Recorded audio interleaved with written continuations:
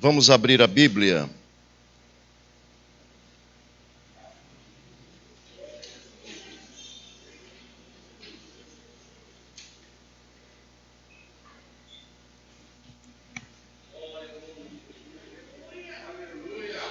Glória a Deus. Quantos percebem a presença de Deus? Quantos sabem que Deus está neste lugar? Aleluia. Queridos, Quantos sabem que hoje é Páscoa?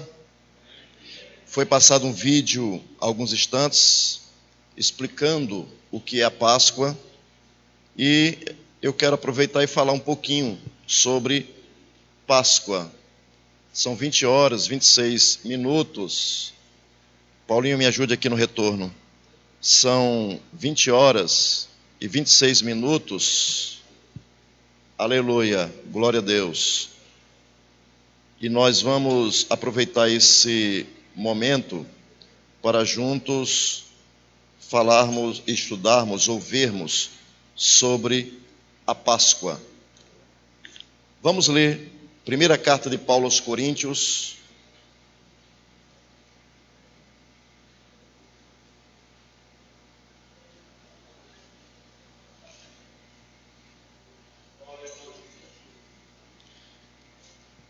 capítulo 5, versículo 7 ao versículo 8.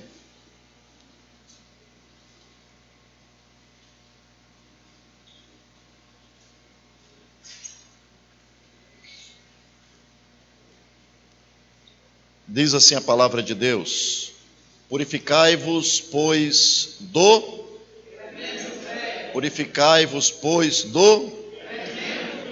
para que sejais uma nova, assim como estáis sem, porque Cristo foi sacrificado por, versículo 8. Por isso, façamos festa.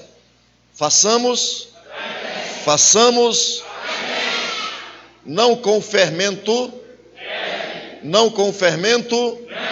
nem com fermento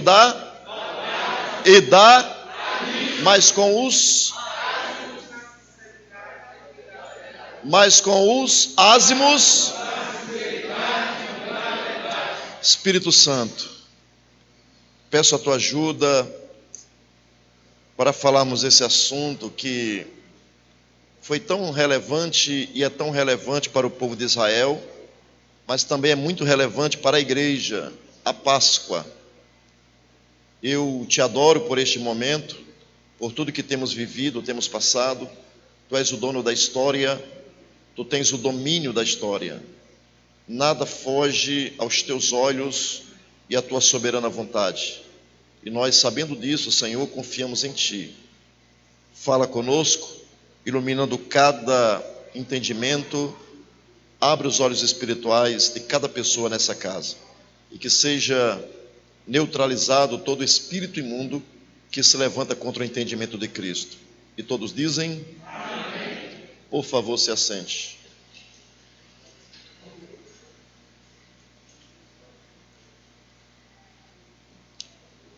Nós estamos num período difícil e todo mundo, você abre a mídia, o que se ouve é coronavírus, Bolsonaro, coronavírus. E a mídia dizendo: fique em casa. Israel também passou por um período assim, ou pelo menos por um momento assim, onde Deus falou com Moisés, mandando o povo ficar dentro de casa. Mas foi só uma noite. E nós estamos numa noite longa, nós estamos numa noite prolongada, numa noite de batalha, nós estamos numa noite onde estamos experimentando o ficar dentro de casa. Mas o versículo 7 diz: Purificai-vos, pois, do fermento velho, para que sejais uma nova. O propósito desse versículo é exatamente mostrar que nós em Cristo somos uma nova massa, que nós em Cristo estamos debaixo de uma nova aliança, de uma nova Páscoa. E em Cristo nós estamos dentro da casa. Em Cristo nós estamos protegidos.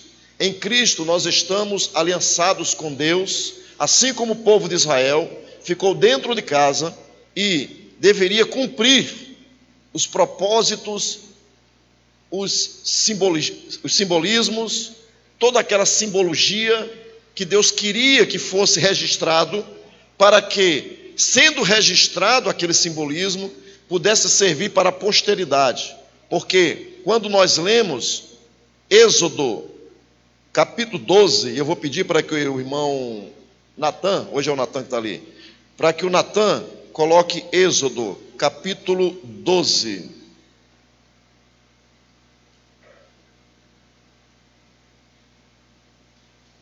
Então, no capítulo 12, está escrito que deveria ser um estatuto perpétuo. Versículo 20, olha aí, versículo 20.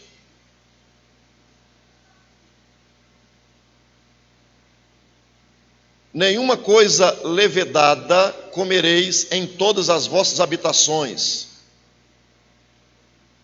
Versículo, é isso mesmo? Versículo 20. Chamou, pois, estou sem óculos hoje aqui.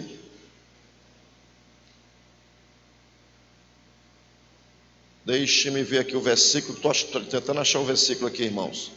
Porque eu quero falar sobre esse capítulo todo aqui. Tá bom, irmãos? Vocês têm paciência comigo? Vão ter paciência comigo?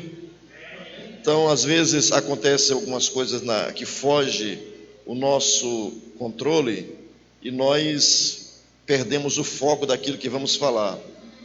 Mas veja, o texto ensina que eles deveriam celebrar a Páscoa, o povo de Israel, assim como o estrangeiro, deveria celebrar por estatuto perpétuo, versículo 17. Guardai, pois, a festa dos pães ázimos, porque aquele mesmo dia tirei vossos exércitos da terra do Egito, pelo que guardareis a este dia nas vossas gerações por estatuto perpétuo. Então, o que está acontecendo nessa simbologia é que Deus queria que ficasse registrado nos anais da história do povo de Israel, como estatuto perpétuo, toda a simbologia que apontaria para Jesus, ou Cristo, que é o Cordeiro de Deus que tira o pecado do mundo, mas também é a verdadeira Páscoa. Agora vamos para o versículo primeiro, e aí eu peço ajuda ao nosso irmão Natan, porque nós vamos ter muito versículo para citar aqui, tá, Natan? A primeira coisa que nós aprendemos, eu gostaria que você entendesse, o que é Páscoa? Você já viu no vídeo, o vídeo é autoexplicativo. O vídeo mostra que Páscoa, o Pessach, ou é uma palavra gutural, eu estava falando ali com o nosso irmão Edifran, é o Pessach, sai de dentro, sai da garganta, Pessach. E essa palavra quer dizer passar por cima. Era exatamente no dia do livramento que o povo de Israel estava aprisionado no Egito, e Deus disse que livraria o povo. Depois de 400 anos iria cumprir a palavra. E quando ele fosse cumprir a palavra de livramento que prometeu a Abraão, seu amigo, ele livraria os seus descendentes do Egito. Por 400 anos ele ficaria lá. E quando ele saísse do Egito com mão poderosa, então eles serviriam a Deus no deserto e conduziria para uma terra que mana leite e mel. Agora veja, no versículo 1, nós encontramos o significado da Páscoa, já disse para vocês, e o significado da Páscoa O que significa para Israel? Significa livramento. Significa que Deus é fiel para com Israel. Agora, o que é que nós podemos aprender com a Páscoa? O que é que nós devemos aprender e observar acerca da Páscoa para a igreja? Jesus é o nosso Cordeiro Pascal, e como Cordeiro Pascal, ele está nesta simbologia de Êxodo capítulo 12, porque tudo que dantes foi escrito para o nosso ensino, tudo foi escrito para que pudéssemos aproveitar e ter o entendimento do passado, revelando o revelado no futuro. Revelando o futuro, nós lemos a história para entender o presente. Então, Jesus, ele é o verdadeiro Cordeiro Pascal. Jesus é a verdadeira Páscoa. Jesus, ele é o Cordeiro de Deus que tira o pecado do mundo. Agora, o que é que nós aprendemos no versículo Êxodo capítulo 12, versículo 1? Veja o que diz Êxodo: e falou o Senhor a Moisés e Arão na terra do Egito. É uma das cidades, ou pelo menos dos países. Existem 4 países, estados, países, cidades, que representam o mundo. Primeira nação que representa o mundo, nós encontramos Egito, representa o mundo em sua comodidade. Israel estava no Egito, era muito cômodo, Israel estava ali e sem se preocupar com as panelas de carne, mas eram escravos. Nós encontramos Sodoma e Gomorra como sendo o mundo em sua sensualidade. Nós encontramos Babilônia, o mundo em sua glória. E nós também encontramos Jericó como sendo a última barreira a ser vencida pelo povo de Israel e também pela igreja. Então, essas 4 cidades, estados, nações que representam, porque Jericó era uma cidade e ao mesmo tempo estava dentro de um território dos cananeus. Então, naquele lugar, Jericó foi destruída, foi derribada pelo poder de Deus para que eles pudessem entrar na terra Canaã. Então, o último obstáculo que nós entendemos que precisa ser derrubado é Jericó. Mas enquanto não chegará, nós encontramos o Egito. O Egito representa o mundo, ou seja, em sua sensualidade, ou seja, o mundo em sua comodidade, ou seja, a igreja está no mundo e muitas vezes a igreja está acomodada. E nós precisamos ser libertos do Egito. As pessoas que vêm à igreja hoje precisam entender que Jesus é a verdadeira Páscoa, que Jesus, além de ser a verdadeira Páscoa, é o verdadeiro livramento para o povo de Deus. Se você ainda não está em Cristo, você não é nova criatura. Se você ainda não se rendeu a Cristo, você também não é uma nova criatura. E se não é uma nova criatura, você não faz parte da família de Deus. Se você não está em Cristo, você não está usufruindo do Cordeiro de Deus que tira o pecado do mundo. Se você ainda não está em Cristo, você não está vivendo a verdadeira Páscoa. Agora veja o versículo 2. Este mês vos será o princípio dos meses. O que é que eu aprendo aqui? Para Israel, aquele dia seria o divisor de águas. Na terra do Egito estava um povo de Deus. Neste mundo em que vivemos, existe um povo de Deus. Neste mundo em pecados, neste mundo de facilidades, neste mundo em que estamos vivendo, nós estamos vivendo, assim como Israel estava no Egito, nós estamos no Egito. Mas, se eu estou dentro da casa, se eu estou dentro do oikos, casa, se eu estou dentro da casa, eu estou protegido.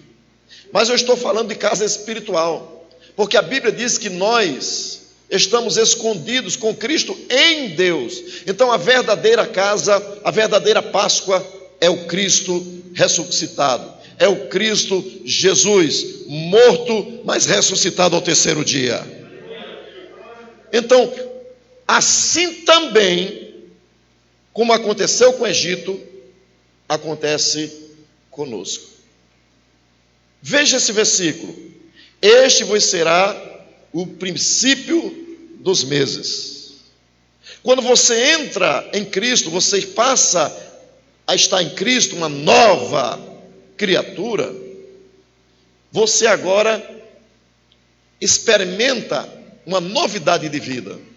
Você agora tem uma promessa do novo.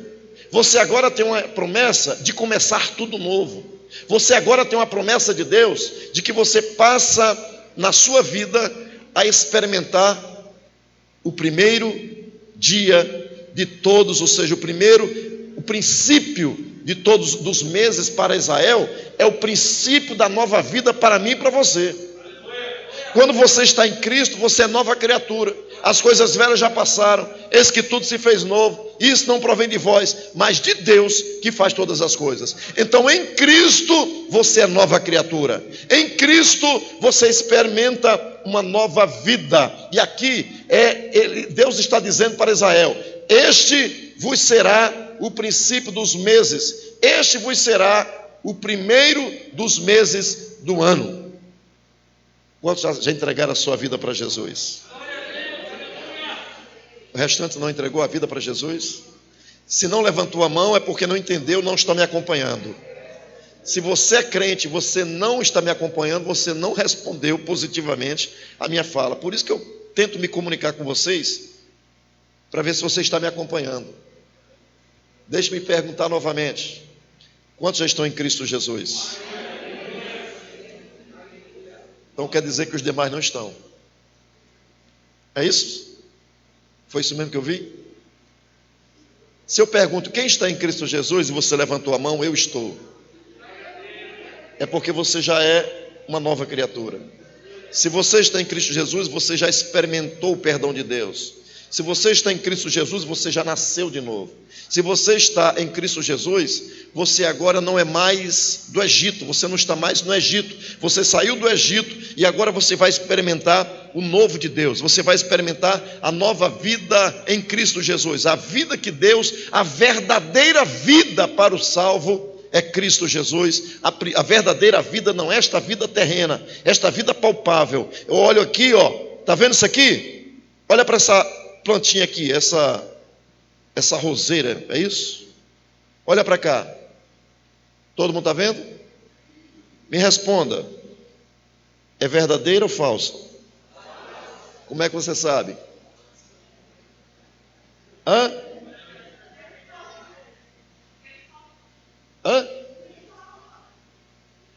Não tem vida. É isso? Não tem vida. É fake.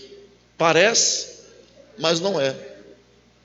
Então tem gente que está vivendo nesse mundo, mas só tem os olhos para o palpável, só tem os olhos para a estética, só tem os olhos voltados para os contornos, só tem os olhos voltados para aquilo que é aparência, e vive voltado simplesmente para o ter e não para o ser. Nós devemos não estar preocupados em ter coisas materiais, mas ser uma nova criatura em Cristo Jesus. Quando você é uma nova criatura em Cristo Jesus, você experimenta o novo de Deus. Quando você é uma nova criatura em Cristo Jesus, você não busca as coisas mundanas. Quando você é uma nova vida, você tem uma nova vida em Cristo Jesus, você olha com os olhos espirituais. Você escolhe não pela aparência, você escolhe pelos olhos espirituais. Você não anda por aparência, você não anda por vistas, você anda por fé. Você anda por aquilo que você sabe em Cristo Jesus. E se alguém está em Cristo, é nova criatura.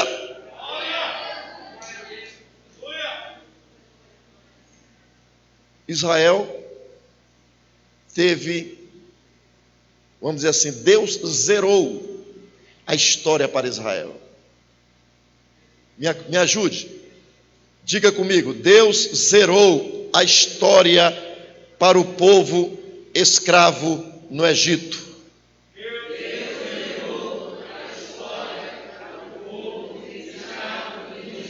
Tem muita gente no Egito chamado mundo, escravizado no Egito, mas Deus está de olho. Quantos estão me acompanhando? Tem muita gente no Egito, disse Deus para Paulo. Tenho muita gente nesta cidade, muita gente que ainda não foi salva, que precisa sair do Egito e vir para a verdadeira Páscoa, vir para o verdadeiro povo de Deus, vir para a dimensão de povo eleito, vir para a dimensão do novo em Cristo Jesus. Então, quando o povo estava escravizado 400 anos, o que é que Deus faz? Deus diz: vou zerar a história para eles. Vai começar do zero. Vai começar do zero. Então, se você está no mundão, se você ouviu a palavra, se você está ouvindo a minha palavra, você vai ter um momento de se render a Cristo e Deus vai zerar a tua vida no Egito. Deus vai zerar a tua vida de escravo, escravo do pecado, escravo de Faraó, escravo de Satanás, escravo da vontade, escravo dos impulsos carnais, escravo das suas axiologias, dos seus ismos. Quando você entregar a sua vida para Jesus, Deus vai zerar a tua história e vai começar tudo novo. Agora vamos para o que diz a Bíblia. Em João capítulo 1, versículo 29, diz que, vamos para o versículo 3. Olha o que diz o versículo 3. Para quem seria zerado a história? Para o povo que estava eles estavam escravizados mas eles tinham que fazer o quê? Perdão, meu irmão, volta lá para Êxodo capítulo 12, versículo 3. Olha o que é que eles deveriam fazer. Falai à congregação de Israel, dizendo: aos 10 deste mês, tome cada um para si Tome para si Então só seria zerado, Deus só iria zerar o tempo para quem tomasse um cordeiro. Quantos estão entendendo? Quantos estão me acompanhando? O tempo seria zerado, Otto, somente para aquela casa que tivesse um cordeiro. Deus quer zerar a história para você, para começar tudo novo. Mas para Deus zerar a história para você, Ele precisa que você ouça a sua voz, a sua palavra, e tome-se a posse da palavra e coloque o cordeiro como prioridade na sua vida. Ele diz aqui: tome para si um cordeiro, segundo a casa dos pais, um cordeiro para cada família. Então, se você tomar Jesus, o Cordeiro de Deus que tira o pecado do mundo, como diz João capítulo 1, 29, então você vai ser uma nova criatura e também experimentará o novo de Deus. Porque a história só zera para quem está no mundo, para quem está no Egito, se você tomar o Cordeiro de Deus que tira o pecado do mundo e trouxer para a sua vida, trouxer para a sua casa, trouxer para a sua história, trouxer para a sua família. Quando você toma, se apropria do Cordeiro, quando você diz: Deus, eu aceito a tua proposta, quando você diz: Deus, eu quero Jesus na minha vida, quando você diz: Deus, eu aceito Jesus na minha vida, você está dizendo: eu quero o Cordeiro, eu quero zerar a minha história, eu quero zerar minha história de vícios, eu quero zerar minha história de pecado, eu quero zerar minha vida de impulsos carnais, eu quero zerar minha história, eu quero que aconteça o novo de Deus na minha vida. Eu quero o novo de Deus na minha vida. Quantos desejam o novo de Deus? E quantos já estão experimentando o novo de Deus? Mas veja, você que já tem o Cordeiro de Deus, a história já foi zerada e tudo se fez novo. Você está começando agora, você começou do zero. Deus não levou em conta os tempos da sua impiedade. Deus não levou em conta os tempos que você vivia no mundo. Deus não levou em conta os tempos da ignorância. Como está escrito, Deus não leva em conta os tempos da ignorância. Deus leva em conta os dias de hoje, que você já tem entendimento. Deus leva em conta os dias do agora, que você é uma nova criatura, que você está em Cristo Jesus. Quantos estão entendendo? Então adore a Deus. Aleluia. Segundo ponto que eu gostaria de compartilhar com vocês, que você entendesse, é que, versículo 4, vamos ler o versículo 4. Mas se a família for pequena, para um cordeiro, então tome um só cordeiro com seu vizinho, perto de sua casa, conforme o número das almas. Isso é sugestivo, né? Pessoas, vidas, cada um conforme o seu comer, fareis a conta conforme ao cordeiro. Preste atenção a esse versículo, porque esse versículo está dizendo que o cordeiro deveria ser compartilhado.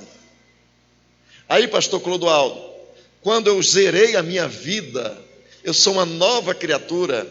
Quantos anos o senhor passou antes de aceitar Jesus? Quanto foi o seu tempo lá? 30 anos vivendo no Egito. E agora o senhor tem 51 anos na presença de Deus. A história zerou para o senhor.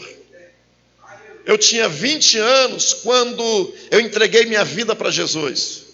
E hoje, com 57 anos, eu olho para trás e vejo que Deus foi generoso comigo.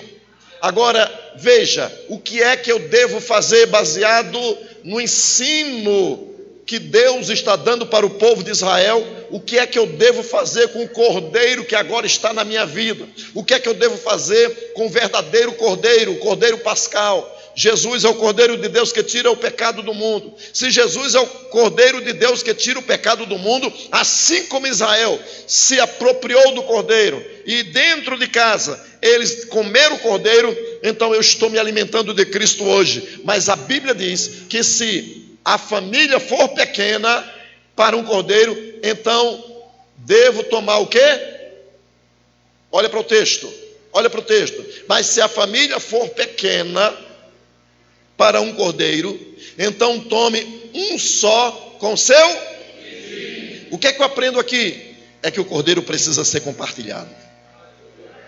O cordeiro precisa ser compartilhado. Você está apresentando, você está compartilhando Jesus, o cordeiro de Deus que tira o pecado do mundo, para o seu vizinho. Como é que você está na sua escola? Como é que você está no seu trabalho? Como é que você está na sua vida? Você está sendo egoísta ou você está compartilhando Jesus para a pessoa que está do seu lado? Olha, meu irmão, o cordeiro não era para os egípcios, o cordeiro era para o povo de Israel. Tem gente que quer compartilhar o cordeiro para pessoas que, ou seja, compartilhar envolve relacionamento. Compartilhar envolve estar em aliança com o outro. Então eu não me aliancio com pessoas que não estão na mesma visão. Eu não me aliancio com pessoas que não estão debaixo da submissão, debaixo da ordem, debaixo da orientação do Espírito Santo de Deus, debaixo da palavra de Deus. Se alguém não está debaixo desta ordem, desta lei, desta aliança, eu não devo me aliançar. Agora, se eu prego a palavra, se eu compartilho a palavra e a pessoa se entrega para Jesus, então estou compartilhando o cordeiro com ela. Eu devo compartilhar o cordeiro com aqueles que param para ouvir a palavra de Deus, aqueles que param para discernir, aqueles que param para ouvir. Quando você para ouvir, então eu compartilho o cordeiro, e o cordeiro agora eu chamo você para dentro da casa, e dentro da casa fazemos, ao redor do cordeiro, nós fazemos a festa.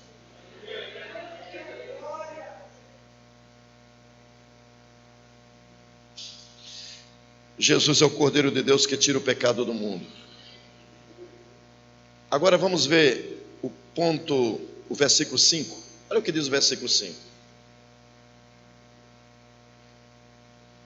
O cordeiro ou cabrito será sem? O cordeiro ou cabrito será sem? um macho de 1 ano, o qual tomareis das ovelhas ou das cabras. Veja, quando eu olho para esse versículo, irmão, eu fico assim, embasbacado com a precisão bíblica. Porque se Jesus é o Cordeiro de Deus que tira o pecado do mundo, o que dizer então, aqui nesse versículo 5, em João 1,29 diz que ele é o Cordeiro de Deus que tira o pecado do mundo.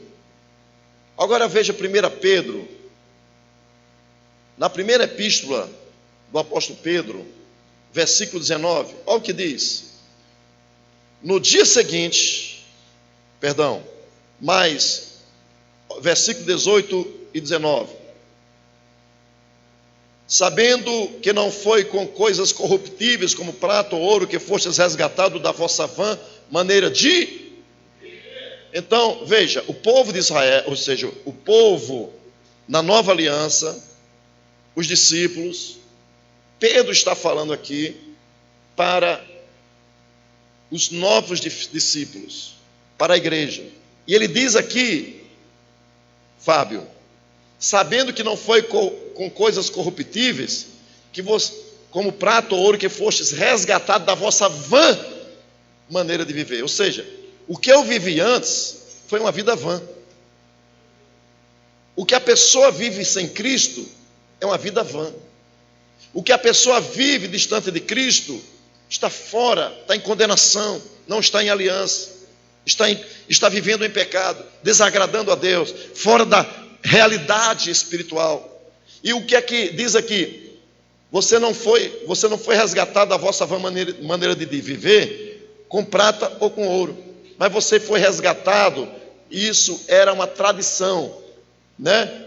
Pagava-se o dote com prata e ouro, remia as coisas com prata e ouro. Agora o versículo 19, mas com o precioso sangue de Cristo, como de um cordeiro imaculado e incontaminado.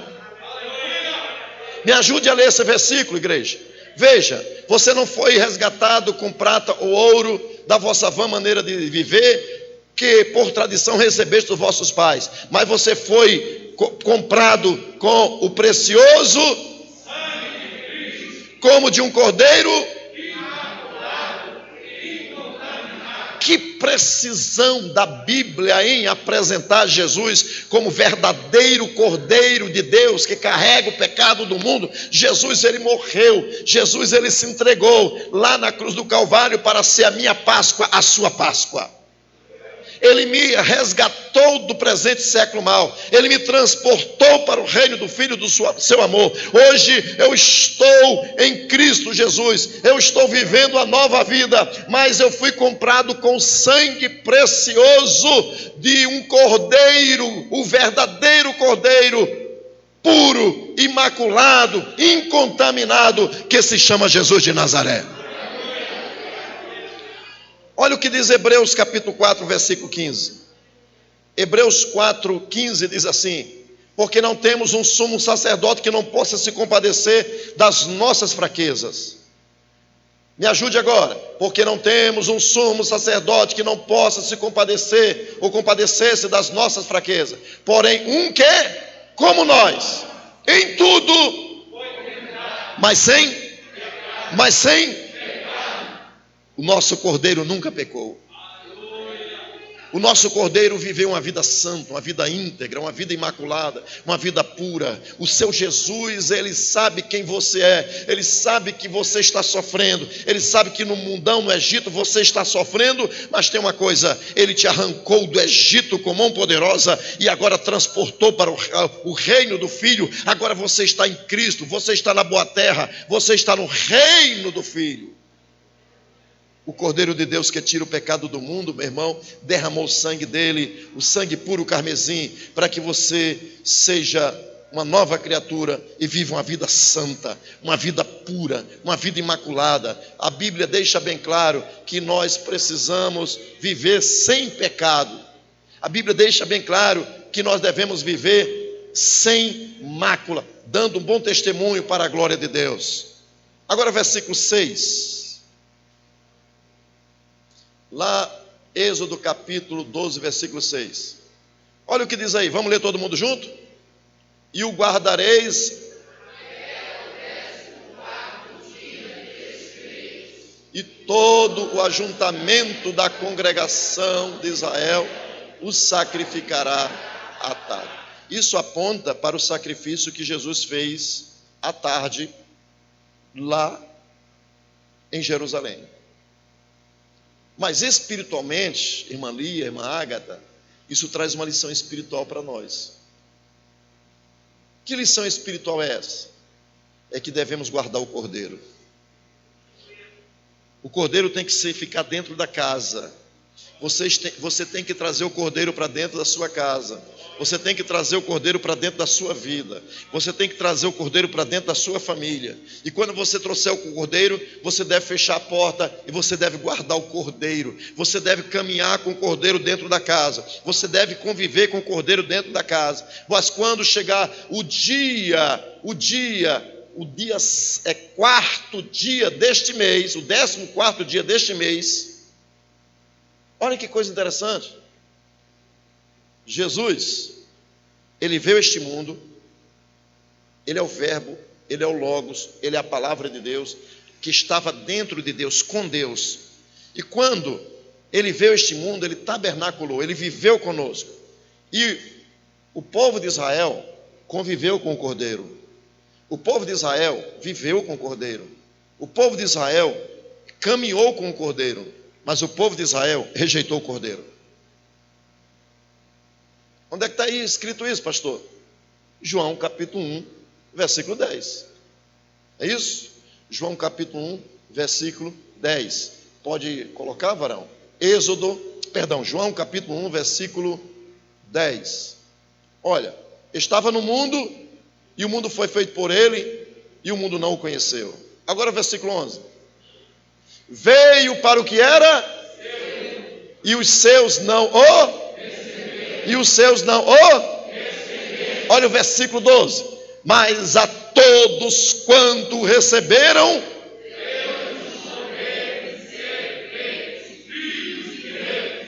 aos que creem no seu, o Cordeiro de Deus está disponível hoje. Eles rejeitaram o Cordeiro, caminharam com o Cordeiro, viveram com o Cordeiro. Agora, como é que o povo de Israel fazia? Eles, a partir desse dia, eles deveriam matar um cordeiro toda vez que pecassem. Toda vez que eles pecassem, eles tinham que matar um cordeiro. E quando fosse no dia de Yom Kippur, eles deveriam selecionar um cordeiro, o melhor cordeiro, o mais bonito, o mais perfeito, e deveriam sacrificar pela nação. E eles deveriam cuidar do cordeiro. Eles deveriam guardar o cordeiro. Eles deveriam ter carinho com aquele cordeiro. Eles deveriam, além de guardar o cordeiro, irmão presbítero Zezito, eles tinham que alimentar o cordeiro, eles tinham que vivenciar o cordeiro. E quando chegava no 14º mês, eles vinham lá e matavam o cordeiro. Já imaginou aquela criancinha que cria o porquinho com todo carinho, dá banho no porquinho? Estou só fazendo uma analogia. E quando o porquinho está grande, o papai diz: vamos fazer uma festa, vamos matar aqui o porquinho. Uma comparação extravagante. O que é que a menina vai dizer? A criança vai dizer? Vai chorar, vai espernear, vai odiar o pai. Por quê? Porque matou aquele animalzinho que ela cuidou. Imagina um cordeirinho. A Raíssa quer criar um cabritinho, né, Raíssa? Agora imagina, Raíssa, você cuidar de um cabritinho. Quando você cria amor por aquele cabritinho, o bichinho já está grande. Vamos fazer uma festa. Vem cá, Raíssa, mate o bichinho. Era isso que Deus estava mandando fazer com o cordeiro. O cordeiro viveu com Israel, viveu no povo de Israel, mas tinha que morrer não apenas pela nação, mas ele tinha que morrer pelos pecados do mundo inteiro. Abra aí, Natan, 1 João capítulo 2. Primeira carta de João capítulo 2. Primeira carta de João, capítulo 2. Vamos ler, igreja. Meus filhinhos, estas coisas vos escrevo para que não... Olha a desgraça do pecado. O pecado é o que separa o homem de Deus. O pecado é o que afasta o homem de Deus. O pecado é que faz divisão entre nós e o nosso Deus. Aí diz o que é o texto? Meus filhinhos, estas coisas vos escrevo para que não... E se alguém pecar, temos um...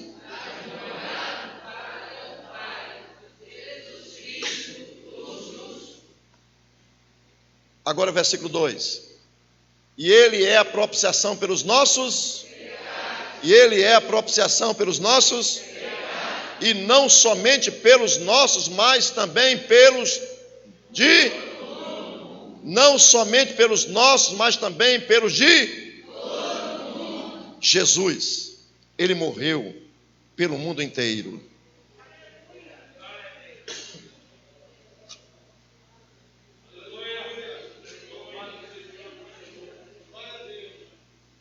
Existe um grupo aí que diz que Jesus morreu apenas pelos eleitos. Mas a Bíblia diz que Jesus morreu pelo mundo inteiro. Bota em Romanos capítulo 5. Eu acho que não vai dar tempo eu continuar não, mas olha o versículo 6. Vamos ler esse versículo? Porque Cristo, estando nós ainda fracos... Meu irmão está dizendo que Jesus morreu pelos... Claro que ele morreu pela igreja. Mas a igreja foi tirada de onde? Do mundo. E Jesus paga o preço pelas pessoas do mundo inteiro. Então, a morte de Jesus, a morte vicária de Cristo, é suficiente para o mundo inteiro. Mas só é eficaz para aqueles que ouvem a palavra de Deus e respondem positivamente à morte de Jesus e ao chamado do Espírito Santo de Jesus. Quando você prega a palavra, você prega acreditando que Jesus, ele é poderoso para salvar aquela pessoa. E eu não tenho que ficar questionando se ele é um eleito ou se não é. A minha obrigação é pregar. A minha obrigação é ensinar. A minha obrigação é orar por ele. Eu não vou chegar e pregar um evangelho dizendo: eu estou pregando o evangelho para você, mas eu não sei se você é um eleito. Meu irmão, isso é uma aberração. Nunca no Novo Testamento eu vou aprender isso. Os discípulos, Jesus disse: ide fazer discípulos de todas as nações, batizando-as em nome do Pai, do Filho e do Espírito Santo, ensinando-os a guardar todas as coisas. Então minha obrigação como discípulo é pregar a todo mundo, é ir em todas as nações, é fazer discípulo de onde quem der ouvidos à palavra eu tenho que pregar. Enquanto eles me derem ouvidos, estarei pregando. Eu tenho que insistir, instas, prega a tempo e fora de tempo. Eu devo pregar. Agora, somente os que respondem com fé é porque a eficácia do sangue do Cordeiro entra positivamente na vida dessa pessoa. Essa pessoa que responde positivamente, ela é coberta, ela é purificada, ela é resgatada pelo sangue, ela é uma nova criatura, ela faz parte agora do grupo dos eleitos, ela agora está em Cristo, porque Cristo é que é o verdadeiro eleito. Cristo é o verdadeiro eleito. Se alguém está em Cristo, é nova criatura.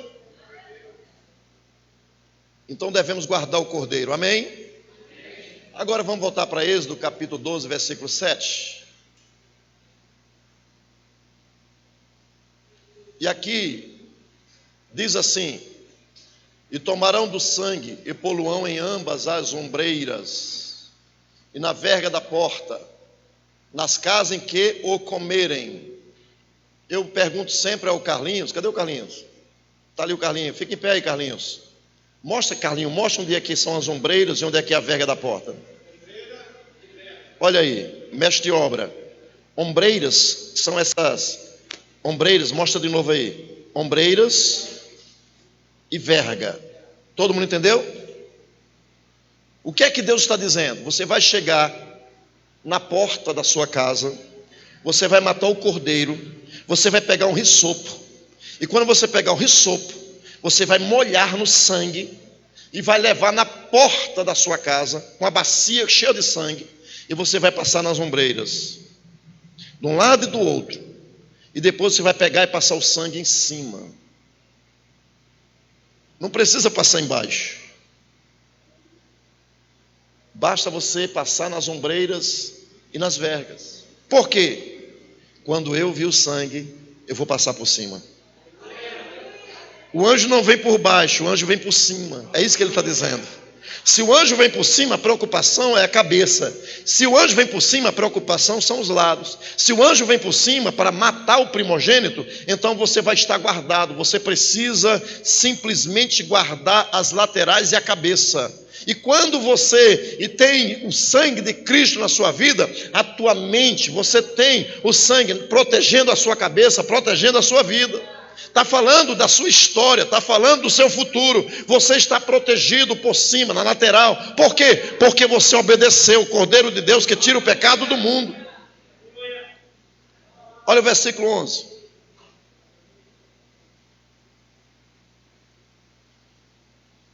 Perdão, versículo 8, né? Naquela noite comerão a carne assada no...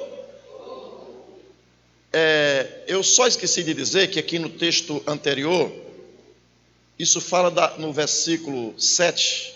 Olha o que diz, volta ao versículo 7. Tomarão do sangue e poluão em ambas as ombreiras e na verga das portas, na casa em que como é que eles deveriam comer? Eles deveriam comer ao redor do cordeiro. Quantos estão entendendo? Isso fala da unidade. A unidade em volta do cordeiro. E o que é que o Senhor Jesus ensina? Na oração sacerdotal ele fala sobre unidade. Pai, eu oro para que eles sejam um, assim como nós somos um. Que eles tenham essa mesma unidade que nós temos. Que eles vivam em unidade. Então, quando você está em Cristo, você tem que ter a visão de unidade. Se você está em Cristo, hoje nós estamos aqui nesta congregação, dentro desta casa, ao redor destas paredes, mas nós estamos em volta do Cordeiro. Nós estamos hoje aqui, mas nós estamos em unidade. E unidade, meu irmão, não quer dizer ajuntamento, porque você pode juntar areia, ou seja, você pode botar num copo óleo e água, mas eles estão unidos? Hein? Sim ou não? Bota óleo e água. Eles estão unidos ou estão juntos? Tem unidade? Veja, agora você bota água com um saquinho de chá. Acontece o quê? Ele deixa de ser água e deixa de ser a essência e passa a ser chá. Se você está em Cristo e você vive em unidade, eu deixo de ser o Donifan, você deixa de ser você e você passa a viver em unidade. Você agora é uma nova criatura, você é próprio Cristo vivendo aqui nesta terra. Agora versículo 8. E naquela noite comerão a carne assada com pães ázimos, com ervas amargas a comerão. Claro que isso aqui fala do sofrimento de Cristo. Isso aqui fala do sofrimento de Cristo. Mas aplicando espiritualmente para a nossa vida, o cordeiro deveria ser comido assado na família, em unidade. Mas também diz aqui no versículo 11, olha para o versículo 11. Assim, pois, o comereis. Volta para o versículo 8, varão. Naquela noite comerão a carne assada com pães, com ervas amargosas Então, o que é que nós aprendemos aqui? Isso aqui fala do sofrimento de Cristo na cruz. Mas também nós aprendemos com isso. O que é que nós aprendemos? É que o cordeiro deveria comer assado, no fogo. O que é que isso tem a ver com nós? Veja que isso é sugestivo, irmãos. O cordeiro que tinha que estar no fogo. Tem gente que tem Cristo somente aqui, ó, na mente. Tem gente que tem Jesus somente aqui, ó, na Bíblia. Tem gente que tem Jesus somente no pescoço, na cruz, crucificado. Mas cada casa deveria ter um cordeiro assado, ou seja, no fogo, assado no fogo. Isso aponta para o Espírito Santo. Se o Espírito Santo não gerar vida em você, você vai ter Cristo na mente, você vai ter Cristo apenas religiosamente, você vai ter Cristo apenas da religião, do filme, o Cristo de Mel Gibson, você vai ter o Cristo da cruz, mas você não vai ter o Cristo dentro de você. Você não entendeu, não? Entendeu, não, Maiara? Quantos entenderam? Quando você entrega a sua vida a Jesus, você traz o cordeiro para dentro da sua vida, o Espírito Santo tem que gerar comunhão entre você e Cristo. O Espírito Santo, ele tem que gerar dentro de você essa vida, esse ardor da presença do cordeiro. O cordeiro precisa ser assado no fogo. E quando você começa a assar, você não deve comer nada cru. Tem gente que está querendo experimentar o evangelho apenas o cordeiro cru, mas não tem vida, porque só o Espírito Santo gera vida. É o Espírito Santo que gera vida, através de quê? Da obediência. A Bíblia diz lá em Romanos capítulo 8, versículo 14, todos aqueles que são guiados pelo Espírito Santo de Deus, esses são filhos de Deus, ou seja, só o Espírito Santo gera vida através da obediência. Cristo em vós, esperança da glória. Mas se o Espírito Santo não gerar vida dentro de mim, eu vou viver um evangelho morto, um evangelho sem vida. Por quê? Porque o evangelho, ele precisa me gerar vida aqui dentro. Mas se o Espírito Santo não gerar a vida de Deus aqui dentro, eu vou ter um evangelho sem vida. Eu vou estar morto em pecados, na religião, mas não vou ter a vida de Deus. Mas quando o Espírito Santo ele começa a arder aqui dentro de mim, eu começo a ler a Bíblia, eu começo a me apropriar da palavra, e naquela noite comerão a carne assada no fogo com pães asmos, com ervas amargosas a comerão. Eu vou pegar o sofrimento de Cristo, vou trazer para a minha vida, eu vou ter o meu morrer diário, eu vou me santificar diariamente. Por quê? Porque Cristo tem vida dentro de mim, Ele me gerou vida, e porque Ele gerou a vida dEle pelo poder do Espírito Santo, eu agora aceito o sofrimento de Cristo, eu aceito carregar a cruz, eu aceito caminhar diariamente, negando-me a mim mesmo, carregando a minha cruz, dizendo: Jesus, faz a tua vontade em mim. Versículo 11 agora. Assim, pois, o comereis, os vossos lombos cingidos, os vossos sapatos nos... não parece uma redundância? Mas é isso, irmãos, ó, sapato fica num canto. Tem gente que está em casa, está à vontade, mas assim, sabe o que é que Deus está dizendo para mim e para você? Sai dessa vida de comodidade, bota o teu sapato nos pés, esteja pronto para subir, esteja pronto para a caminhada, esteja pronto para partir. Você não é deste mundo, você tem uma cidade no céu, então fique pronto, caminhe com Ele, viva com Ele, viva a vida espiritual, viva a vida cheia do Espírito, porque no momento, no abrir e fechar de olhos, nós seremos transformados e nós partiremos desta terra e estaremos para sempre com o Senhor.